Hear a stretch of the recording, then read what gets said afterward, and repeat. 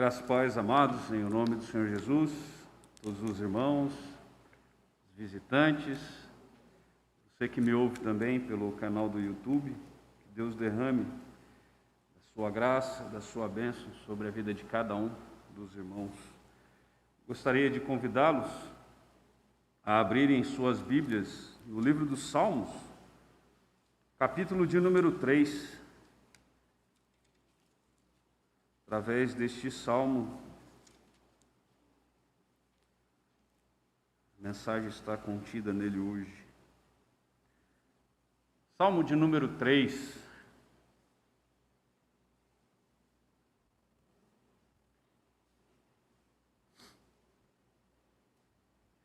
Assim diz a palavra do Senhor, em Salmo de número 3. Senhor, como tem crescido o número dos meus adversários. São numerosos os que levantam contra mim. São muitos os que dizem de mim, não há em Deus salvação para ele. Porém tu, Senhor, és o meu escudo, és a minha glória e o que exaltas a minha cabeça. Com a minha voz clamo ao Senhor, e ele do seu santo monte me responde. Deito-me e pego no sono, acordo porque o Senhor me sustenta. Não tenho medo de milhares do povo que tomam posição contra mim de todos os lados. Levanta-te, Senhor, salva-me, Deus meu, pois feres nos queixos a todos os meus inimigos e aos ímpios quebras os dentes. Do Senhor é a salvação e sobre o teu povo a tua bênção. Vamos orar ao nosso Deus. Poderoso Deus, a tua palavra foi lida, e ela por si só é mais do que suficiente para mudar o que precisa ser mudado em nossas vidas. Rogamos, ó Santo Espírito de Deus, que venha trazer a interpretação correta da Tua palavra aos nossos corações e que o Senhor venha aplicar em nossas vidas todas estas verdades. É o que nós oramos ao Senhor, em o nome de Cristo Jesus. Amém. Este Salmo de Davi, um salmo em que ele estava fugindo do seu filho Absalão. Ele é considerado como o salmo de confiança, como é o próprio título aqui, né, que diz confiança em Deus na adversidade. A situação toda desse contexto nós encontramos lá em 2 Samuel. 2 Samuel, capítulo de número 15, ele fala sobre essa revolta de Absalão e a fuga de Davi. Mas podemos ver que tudo o que está acontecendo aqui em relação à questão da fuga de Davi, com relação a Absalão, ela é devida a um pecado de Davi. Mas tudo isso começa, na verdade, no 2 Samuel, capítulo de número 11, quando Davi adultera com Batseba.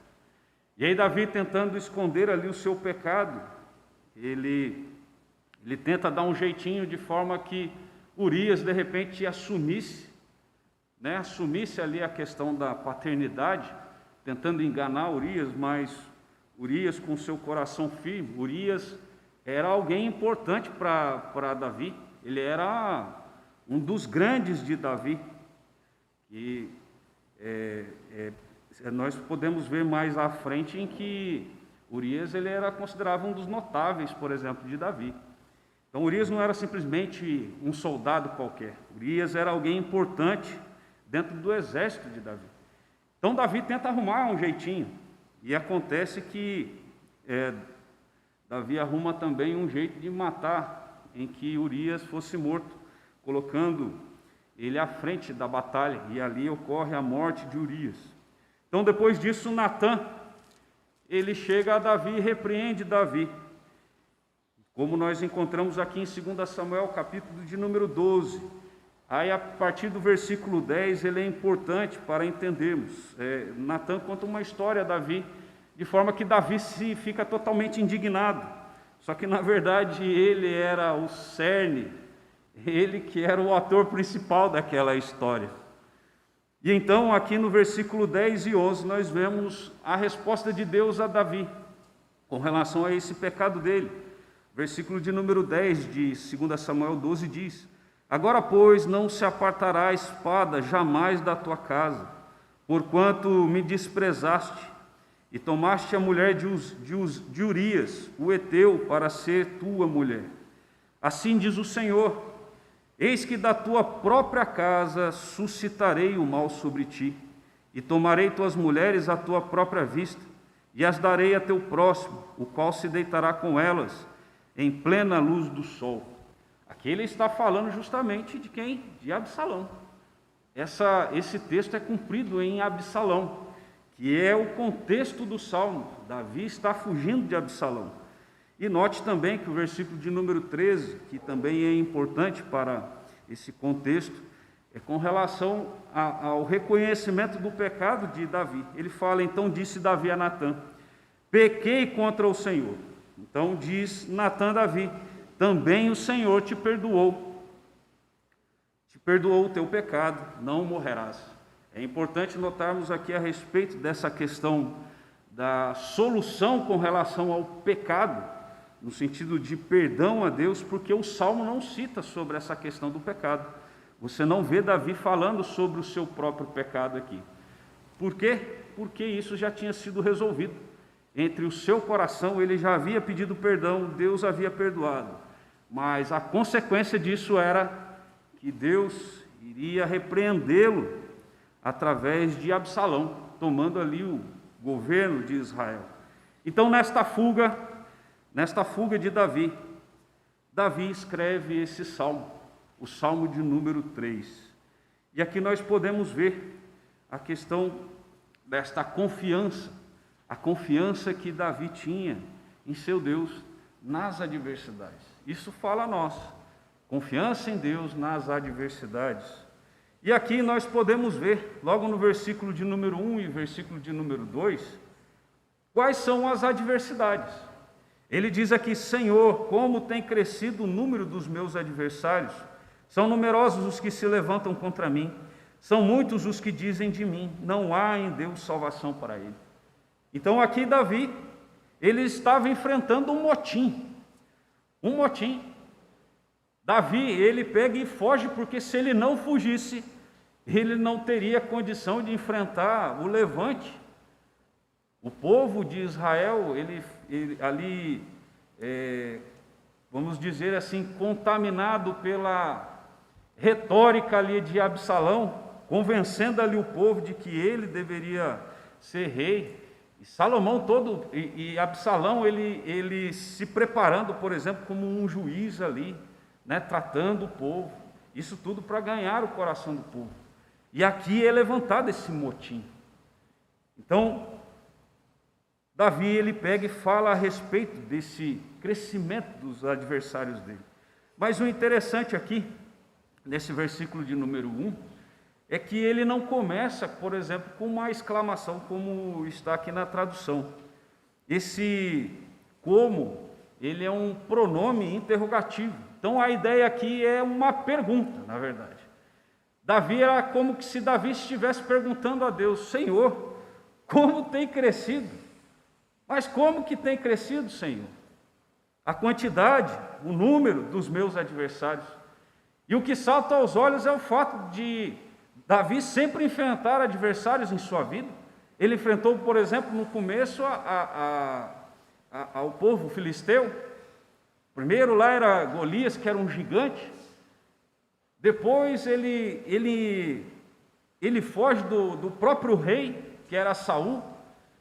Depois da morte de Saul, aí ele toma o reino, mas ainda continuam os adversários deles, filisteus ainda, guerreando contra os filisteus. E aqui, por último, quem levanta é da sua própria casa. Ele fala: Senhor, parece que é inimigo de tudo quanto é lado. Parece que é inimigo que está aparecendo de tudo quanto é lado. Ele diz ainda no versículo 3, são numerosos os que se levantam contra mim. O motim não era pequeno, o motim era grande. Era grande. Quando Davi ele foge com poucas pessoas. Ele não foge com um exército enorme, não. Ele não foge com um exército enorme. Ele foge com a sua guarda fiel ali. Muitos ali estavam se levantando do próprio povo de Israel. Irmãos, como isso aqui se assemelha, por exemplo, com aquilo que aconteceu com Cristo. Quando Cristo chega em Jerusalém, hosana aquele que vem em nome do Senhor, e ali recebem Cristo em Jerusalém. Poucos dias depois, o próprio povo que abre os braços para Cristo diz: crucificam, crucificam. O próprio povo que falou hosana o que vem em nome do Senhor, era o mesmo povo que diz depois para Cristo: crucificam, crucificam. Irmãos, aqui mostra essas adversidades. Nós vivemos também adversidades nas nossas vidas. Muitas vezes nós pensamos aqui num momento de guerra, talvez não seja um momento de guerra que eu e você estamos vivendo. Talvez quando a gente fala sobre inimigos, a gente pense, mas que tipo de inimigo? Inimigo não é só a questão do diabo, mas pessoas que muitas vezes elas querem até mesmo tirar a nossa paz. Circunstâncias que querem tirar a nossa paz. E olha o que diz ainda o versículo de número 2. São muitos, não eram poucos, são muitos os que dizem de mim: não há em Deus salvação para ele. Querendo tirar a fé dele, querendo tirar do coração dele aquela certeza que ele tinha. O adversário, além de se levantar contra ele, ele ainda dizia: nem Deus, que poderia ser o seu refúgio, nem nele você tem salvação. Era o que estavam falando para ele. Irmãos, ele estava sofrendo muito com relação a essa perseguição. Talvez o problema em si não era nem a perseguição em si, mas é ver o povo que ele tratava com tanto carinho, as pessoas que ele estendeu tanto a mão. Quando olhamos, por exemplo, para o próprio filho dele, Absalão, Absalão matou um irmão, um outro filho de Davi, o Amnon, matou. E ainda foi perdoado depois pelo rei. O rei estendeu a mão a Absalão, pegou ele de volta. E ainda assim ele se levanta. Talvez em momentos assim em que as pessoas se sentem deixadas de lado por outros, acham assim: mas como ele não tem favor de ninguém, parece que até Deus o abandonou. É isso que estava falando para Davi. Olha, parece que Deus te abandonou. Parece que ele te abandonou. Mas Davi, então, ele, além de falar aqui a respeito dessa diversidade que ele tinha, ele mostra também a sua confiança. Olha aqui o que diz o versículo de número 3 e de número 4. Apesar deles falarem tudo isso, que nem Deus, até o próprio Deus parece que te abandonou, olha o que ele diz: porém tu, Senhor, és o meu escudo, és a minha glória e o que exaltas a minha cabeça. Com a minha voz clamo ao Senhor, e ele do seu santo monte me responde. Ele aqui já usa essa conjunção aqui, dizendo porém. Não é assim que funciona. Ele tinha no seu coração a certeza de que Deus não tinha abandonado ele. Ele sabia que aqui estava cumprindo a profecia de Deus lá através de Natã, de que o seu reino iria ser tirado de sua mão, mas iria voltar, ele cria que Deus estava protegendo ele, apesar de muitos dizerem para ele: olha, Deus está te abandonando, porque já quase ninguém está mais do teu lado, como quase ninguém mais está do teu lado, Deus está te abandonando. Mas ele não toma isso como uma verdade para si, ele crê, e ele tem aqui plena certeza, porque o Senhor é o seu escudo. Oh, irmãos, não existe nenhum escudo melhor para nós do que o próprio Deus. Não é um cônjuge forte, não é um pai grande e musculoso que é um grande escudo. O grande escudo é o próprio Deus. Não há como o homem vencer a Deus. Não há como o homem vencer a Deus. Não há como o diabo vencer a Deus. Não há melhor escudo para nós. Nós devemos nos refugiar, ter Deus como o escudo das nossas vidas. Davi, ele entendia que Deus não tinha abandonado, apesar dele estar sofrendo ali as consequências do seu pecado. está sofrendo as consequências. Ele diz: Deus ainda assim continua sendo o meu escudo. Não é pelo fato de eu ter pecado que Deus ele me abandonou. Não é isso que Davi ele crê, e aqui ele fala nesse salmo. E ele ainda diz a respeito de que és a minha glória. O Senhor é a glória dele. Não é ele mesmo, não era o seu reino que era a sua glória. Não eram as coisas que ele possuía. Até porque agora ele já não tinha mais um grande exército. O Senhor, somente o Senhor era a sua glória, e ele poderia andar de cabeça levantada. E aqui ele então, mostrando a sua confiança, ele fala: com a minha voz clamo ao Senhor. Ele dirige as suas orações somente ao Senhor. Ele ainda mantém comunhão com o Senhor, apesar da grande adversidade que ele está sofrendo. Grande adversidade, está fugindo do seu filho. Ele ainda diz que tem essa comunhão com o Senhor. Não podemos em nenhum momento, mais difícil que possa ocorrer na nossa vida, seja momentos de luto, esses momentos, por exemplo, que estamos vivendo aí em pandemia, estão falando em segunda onda, que as coisas podem piorar. Muitos dizem que são profetas do caos que estão falando, mas os números mostram que as coisas estão piorando. Mas a nossa confiança está no Senhor. A nossa confiança está no Senhor. Você tem confiado no Senhor mesmo na maior das adversidades da sua vida? Muitas vezes a adversidade, elas surgem até mesmo para nos aproximar mais de Deus. Talvez um dos propósitos até seja esse. Davi parece que as coisas estavam dando errado para ele. Talvez se você estivesse olhando por fora, sem entender a questão do contexto, você poderia dizer: parece que as coisas estão dando errado. Como pode o próprio filho perseguir o pai? Como pode? Ele deveria ser mais um pai muito ruim mesmo. Talvez nós poderíamos pensar dessa forma, se estivéssemos olhando de um prisma sem conhecimento da situação. Mas aqui ele mantinha essa comunhão. Ele sabia em quem procurar. Ele sabia quem deveria ser o refúgio. Temos certeza, amados, quem é o nosso refúgio? Quem que é o nosso escudo?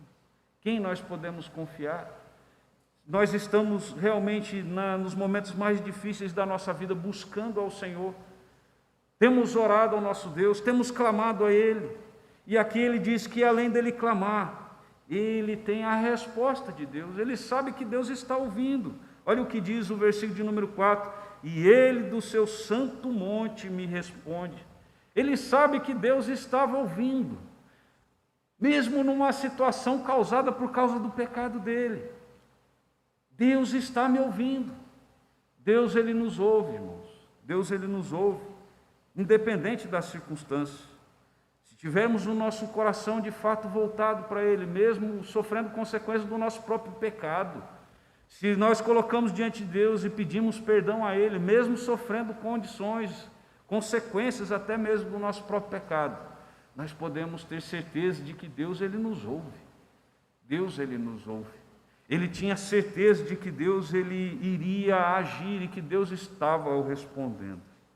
E aqui, ele ainda mostra, do versículo 5 a 8, o quão ele confiava em Deus, o quão ele confiava no seu Deus. Versículo de número 5: deito e pego no sono, acordo porque o Senhor me sustenta. Não tenho medo de milhares do povo que tomam posição contra mim de todos os lados. Ele aqui fala então que ele deita e pega no sono. É muito parecido àquilo que diz o Salmo de número 4, versículo de número 8. Ele diz assim: em paz me deito e logo pego no sono, porque, Senhor, só Tu me fazes repousar seguro. É muito semelhante. Aqui a ideia é de total confiança mesmo. Senhor, eu não estou com a mente totalmente, apesar de estar com essa adversidade toda, eu estou com a mente tranquila. Eu pego no sono, eu durmo. Isso é uma confiança extrema em Deus. Isso daqui não é algo da boca para fora. Confiar não é simplesmente falar, eu confio. Confiar é praticar, é colocar de fato tudo nas mãos dele. Você tem dormido tranquilo diante das adversidades ou você tem dificuldade para dormir? Por que será que temos muitas vezes dificuldades para dormir?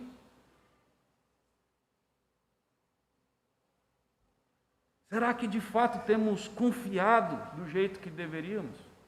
Confiar no Senhor? Isso é algo que nós devemos perguntar a cada um de nós. E também a resposta, querendo ou não, está na nossa própria vida. Quando eu passo por momentos de tribulação, eu tenho conseguido descansar de fato, ou eu não tenho descansado? Ou eu não tenho descansado? Ele diz, deito-me e pego no sono. Ele não diz que tem insônia. Senhor, as minhas noites têm sido longas. Senhor, eu vejo o anoitecer e vejo o amanhecer, porque eu tenho passado as noites acordadas, preocupado. Ele não diz isso. A minha confiança é tal no Senhor que eu deito e pego no sono, eu durmo. E ele diz o porquê disso. Porque é somente Deus que sustenta. As coisas, Davi ele sabia que as coisas não estavam em suas mãos. A sua própria vida não estava em suas mãos. Que quem sustentava a vida dele era o próprio Senhor. Não eram os seus atos que traziam segurança a ele, até porque o Senhor é o escudo dele. Irmãos, quem sustenta as nossas vidas é o Senhor, não são as medidas que nós tomamos. O Senhor, na sua soberania, Ele nos guarda, Ele nos protege. Ele nos dá condições até de fazermos a nossa parte, sim, de fazermos. Por exemplo, se estou doente, eu procuro um médico, isso é algo que está ao meu alcance. Mas quem sustenta é o Senhor. Não sou eu que sustento, não é você que sustenta a sua vida. É o Senhor que te protege, é Ele que é o escudo. Não é o melhor médico deste mundo que pode ser o seu escudo. Somente Deus ele pode ser. Somente Ele pode sustentar a sua vida. E Ele diz que Ele tem essa confiança em que Deus, somente Deus, é aquele que sustenta. Por isso Ele descansa, e de fato Ele descansa. Ele não tem problemas de insônia. As preocupações da sua vida, as dificuldades da sua vida têm feito você ter insônias, têm feito você se preocupar ao extremo a ponto de não conseguir dormir, até. Creia no Senhor de fato, entregue a Ele tudo. Você não está no controle de nada, você não está no controle. Somente Deus está no controle das nossas vidas. Ele aqui talvez estivesse passando por um dos piores momentos da vida dele. Um dos piores momentos da vida dele. Talvez nem a perseguição de Saul para ele significava tanto quanto ser perseguido pelo seu próprio filho. Pelo próprio povo de Deus que já tinha experimentado o seu reinado por anos. O povo ali de Israel já tinha experimentado o reinado de Davi. Na época de Saul ele não tinha experimentado ainda o reinado de Davi. Mas aqui já havia experimentado o reinado. Então o povo já sabia como ele reinava. O povo sabia que ele era temente a Deus. E ainda assim o povo se levanta contra ele, num motim com Absalão. Talvez esse daqui tenha sido o pior momento da vida de Davi. E ainda ele fala, Senhor, é só o Senhor que é o meu escudo. Somente o Senhor que me sustenta, mesmo nesses momentos mais difíceis. E aqui ele diz, não tenho medo. Em resposta ele diz, eu não tenho medo de milhares do povo. E o interessante é que no texto hebraico a palavra usada aqui é 10.000. É 10.000. A ideia aqui é de inumerável. A ideia seria de inumerável. Ou seja, eu não tenho medo dessa quantidade inumerável de pessoas, do próprio povo de Deus, que se levanta contra ele, que toma posição contra mim de todos os lados. Irmãos, o quão é difícil. Muitas vezes e isso acontece do próprio Deus, ele se insurgir, por exemplo, contra servos dele. Eu lembro uma vez lá no Acre, um povo se levantar contra o pastor da igreja. Um povo se levantar contra um pastor da igreja. Talvez seja extremamente doloroso você ver isso. Você vê até o próprio povo se levantar contra você mesmo. E aqui ele diz: eu não tenho medo. Eu não tenho medo porque eu sei aonde está o meu coração, aonde eu confio. Aonde eu confio. Eu tenho essa confiança no Senhor. Então eu não tenho medo. Porque é o Senhor que conduz. É o Senhor que leva a minha vida da forma que deveria ser levada. É Ele que conduz tudo. E aqui no versículo 7, ele pega e faz um outro clamor ao Senhor. Ele usa aqui de imperativo, não no sentido de uma ordem a Deus. Muitas vezes nós achamos que o imperativo ela significa somente ordem, mas não. Segundo o meu professor de hebraico, o que menos você vê nos imperativos são ordens. O que você mais vê é clamor na Bíblia.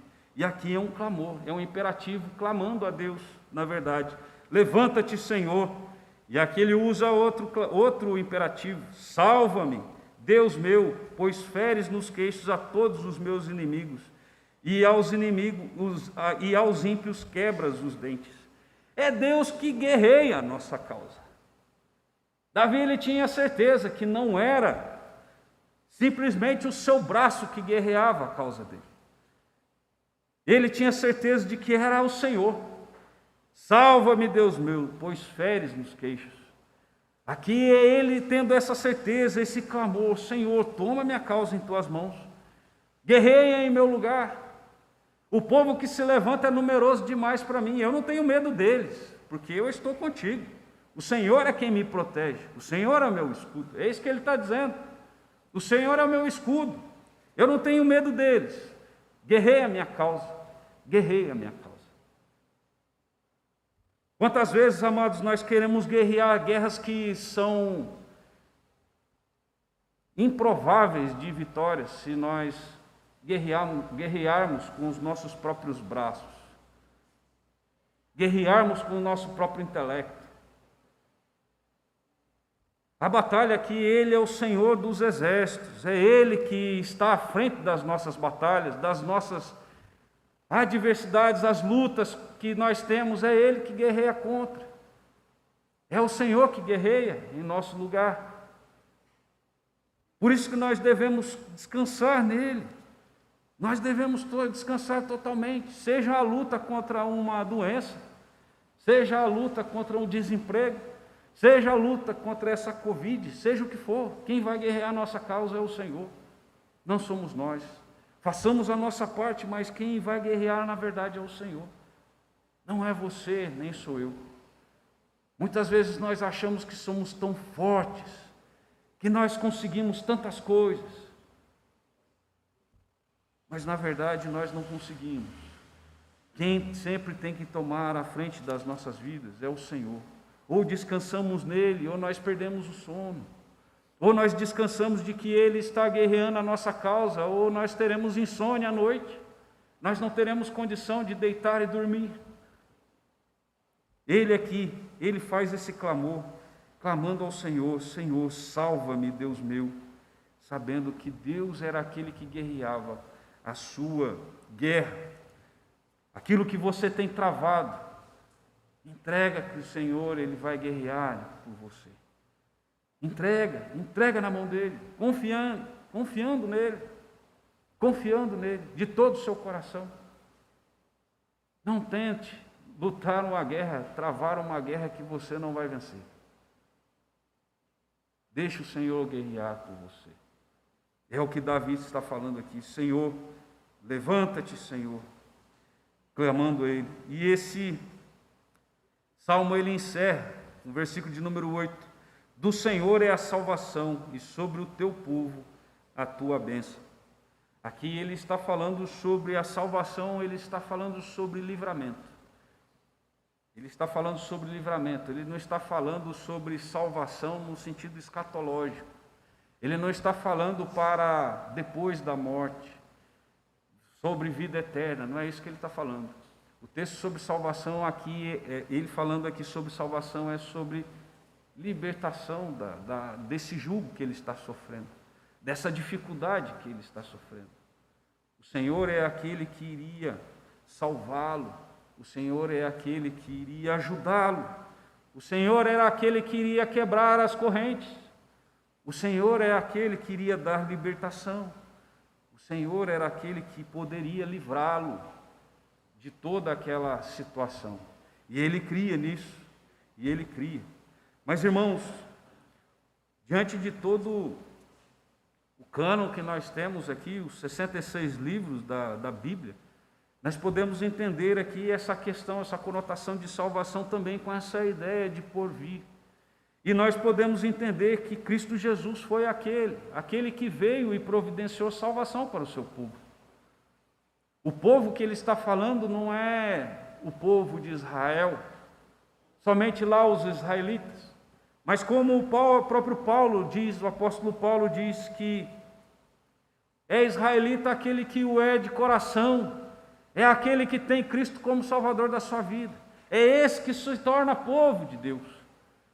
Povo de Deus não é mais a nação de Israel, povo de Deus somos nós que cremos em Cristo como Salvador da sua vida. E aqui ele diz que o povo dele, esse povo, aquele que ele salvou, aquele que Cristo ele entregou a sua vida, ele deu o seu precioso sangue para pagar os seus pecados, ele ressuscitou para que tivéssemos a ressurreição espiritual e que no último dia também tivéssemos os nossos corpos ressuscitados. Se Cristo voltar antes, até podermos ser arrebatados, é Ele que veio e providenciou essa salvação. É Ele, somente Ele. O próprio Deus, Ele resolve essa situação e vem, encarna, nasce de uma virgem, morre pelos nossos pecados e ressuscita, para que tivéssemos também a ressurreição da nossa vida espiritual e a ressurreição também eterna. E aqui ele fecha dizendo que a bênção do Senhor está sobre o povo dele. A bênção do Senhor está sobre o teu povo. Se você é povo de Deus, você é um povo abençoado. Mesmo na dificuldade, ele conseguia entender, ele conseguia perceber que ainda Deus o abençoava. Irmãos, como é difícil, muitas vezes, nessa escuridão das adversidades, na escuridão dos problemas, nós conseguimos perceber que ainda somos abençoados por Deus. Muitas vezes nessas dificuldades nós pensamos assim, mas o Senhor está somente me amassando, mas o Senhor está somente me afligindo, o Senhor está somente me provando a minha vida.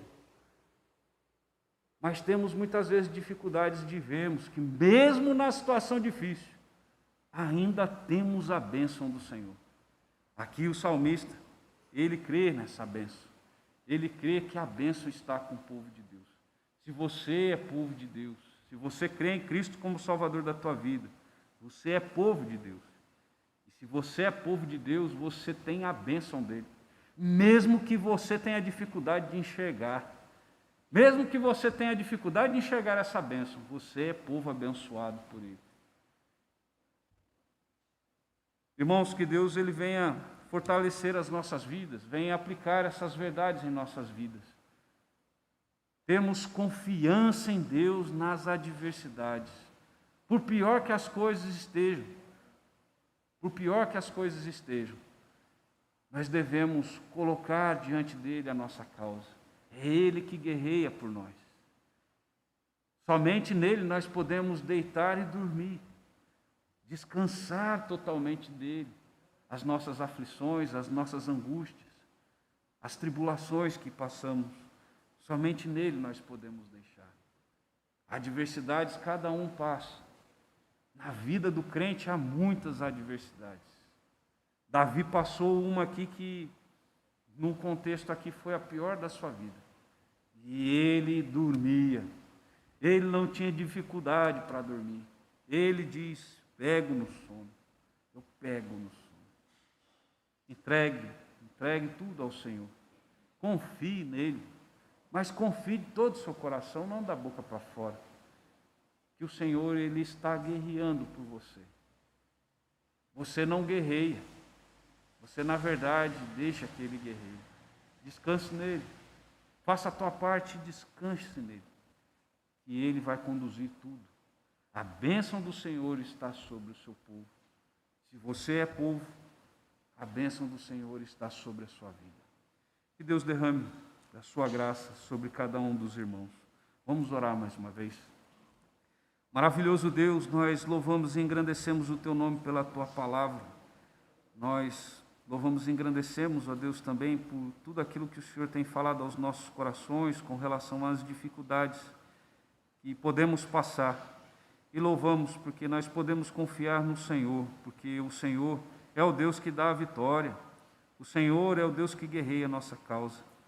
E, ó Deus, o Senhor é aquele que derrama chuvas de bênção sobre o Teu povo. Mesmo quando nós estamos com os nossos olhos fechados e não conseguimos perceber. Aplique, ó Deus, as verdades do Senhor em nossos corações. Derrama, ó Deus, cada dia mais da Tua graça. E que possamos viver de forma digna do Evangelho a que fomos chamados. É o que nós oramos ao Senhor, agradecidos por tudo. Receba a nossa adoração, o nosso louvor, aqui feito neste culto, como um aroma agradável ao Senhor. É o que nós oramos em nome de Jesus. Amém.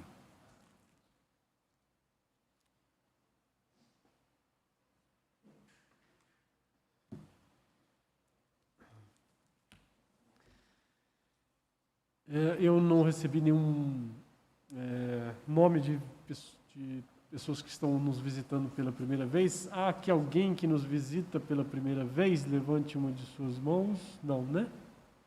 Ok? Ok. Mais um pedido de oração que eu quero lembrar os irmãos. Duas irmãs da igreja são gestantes, né? Uma, acho que o mês que vem já nasce o seu bebê, se Deus permitir. E a outra também está com 6, 7 meses agora. Eu entrei em contato com as sociedades internas da nossa igreja e as sociedades para levantar ajuda, né, de fraldas, essas coisas assim, para ajudá-las. E já trouxeram, já tem ali uma quantidade boa de utensílios, né, para crianças. Mas se você quiser ajudar também, porque muitos irmãos não estão ligados às sociedades internas. Então, se você quiser ajudar também, essa semana ainda dá para você trazer aqui, né? Fralda, lencinho umedecido, essas coisinhas para a criança, para que a gente possa ajudar essas duas irmãs. Uma irmã é lá da congregação do Alto Santana e outra irmã é daqui da Vila Tesouro. E a gente vai nessa semana levar a casa das duas, ok? E se você quiser trazer, pode trazer a igreja aí das segunda a sexta, das 2 em diante, nós estamos aqui. Ok? E são esses os pedidos. Falando toda nessa confiança que o Dionísio nos trouxe a palavra de Deus nessa noite, lembrando quando Jesus disse aos seus discípulos: toda autoridade me foi dada nos céus e na terra. Quem diz isso é Jesus Cristo, aquele que criou os céus e a terra, e nos criou também segundo a sua imagem e semelhança. Toda autoridade me foi dada nos céus e na terra, portanto, vão e façam discípulos de todas as nações. Essa é a nossa missão. Essa é a nossa missão. Preste atenção. E ele diz: e eis que estou convosco todos os dias, até a consumação dos séculos. E estou convosco todos os dias até a consumação dos séculos. Confiança, escudo é o nosso Deus, refúgio, esperança. E Ele está conosco todos os dias até a consumação dos séculos, aquele que tem autoridade nos céus e na terra. Esse é o nosso Deus, Jesus Cristo. Portanto, vão e façam discípulos de todas as nações. Pensem nisso e vamos trabalhar. Oremos ao Senhor. Querido Deus e Pai, agradecemos pela Tua palavra, pelo Teu servo que transmite aqui a Tua palavra. Abençoa a vida dele, de sua família, o seu ministério, Pai.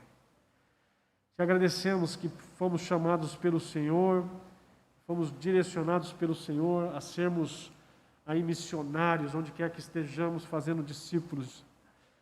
Para a honra e glória do Teu nome, nos ajuda, Senhor Deus, e que tenhamos esse foco e sempre o Senhor como nosso escudo, nossa fortaleza e segurança. E possamos caminhar sabendo, crendo, confiando que o Senhor está conosco todos os dias. Todos os dias. Nos ajuda, Senhor Deus. E que a graça de nosso Senhor e Salvador Jesus Cristo, que o amor de Deus Pai e a comunhão do Espírito Santo sejam com todos os irmãos, agora e sempre. Amém.